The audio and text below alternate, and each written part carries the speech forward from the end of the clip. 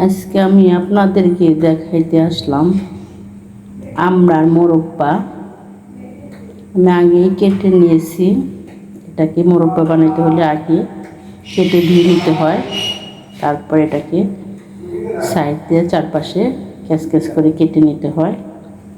তারপর লবণ, হলুদ, মরিচ, সজের গুঁড়া, জিরার গুঁড়া সব কিছু দিয়ে মাখায় নিতে হয়। মাখায় নেওয়া হয়ে গেছে।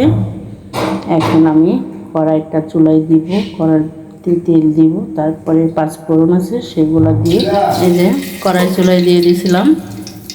তেলটা গরম হয়ে গেছে। এখন শুকনো মরিচ দেওয়া হয়েছে। গরম তেলের ভিতরে শুকনো মরিচ দিয়ে দিয়েছি। শুকনো মরিচটা গরম হয়ে গেছে। এখন ওইটার ভিতরে আমড়াগুলা ওইটার ভিতরে ছেড়ে দেওয়া হচ্ছে। আমড়াটা কড়াইর ভিতরে দিয়ে দিয়েছি। এখন কিছুক্ষণ এই আমড়াটা কড়াইর ভিতরে তেলে ভেজে নিব। নাড়াচাড়া করা হচ্ছে, একটু ভাজা হবে। এই যে আমড়াটা তেলে ভাজা মোটামুটি হয়ে গেছে। আপনারা আমরা যদি মোরব্বা বানাইতে চান তাহলে 10-15 মিনিট আগে তেলে ভেজে নেবেন। এখন 10-15 মিনিট হয়ে গেছে, ভাজা হয়ে গেছে। এখন চিনিটা দিয়ে দিলাম।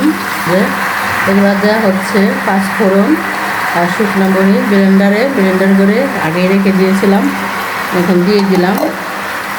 এখন ভালো করে নেড়ে চেড়ে দেওয়া হচ্ছে। এটা অনেক সময় নাড়তে হবে, অনেক সময় জাল দিতে হবে। এটা পাঁচফোড়ন দিয়ে চিনি দিয়ে সব রকম মশলা দিয়ে এটা মাখানো হয়ে গেছে, জাল করা হয়ে গেছে। এখন সামান্য পরিমাণে একটু পানি দিতে হবে। পানি না দিলে এটা সেদ্ধ হবে না। এটাকে একটু হালকা পানি দিয়ে সেদ্ধ করে দিতে হবে। হালকা পরিমাণ পানি দিয়ে দিলাম। এখন এটা নেড়ে চেড়ে একটু ঢেকে রাখবো। দেখতে পাচ্ছেন মোরব্বা বানাচ্ছি যে, সেটা এরকম বলক দিতে হবে। এটার ভিতরে তেলের পরিমাণ আর চিনি বেশি দিতে হবে। এরকম বলক দিতে দিতে যখন ঝোলটা তেলটা কমে আসবে, একদম সেদ্ধ হয়ে যাবে, তখন নামাই নেব। আমার আমড়ার মোরব্বাটা এখন মোটামুটি হয়ে আসছে, নামাইয়ে নেওয়ার সময় হয়ে গেছে।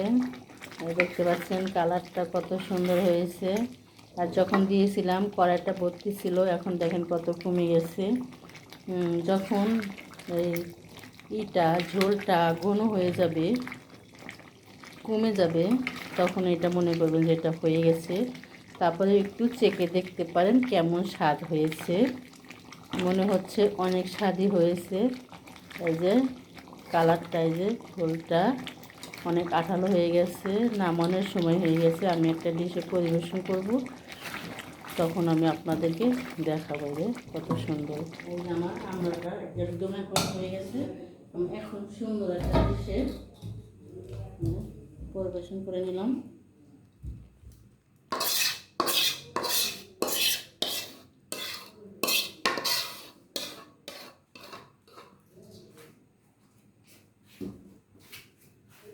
এটা এখন ঠান্ডা হলে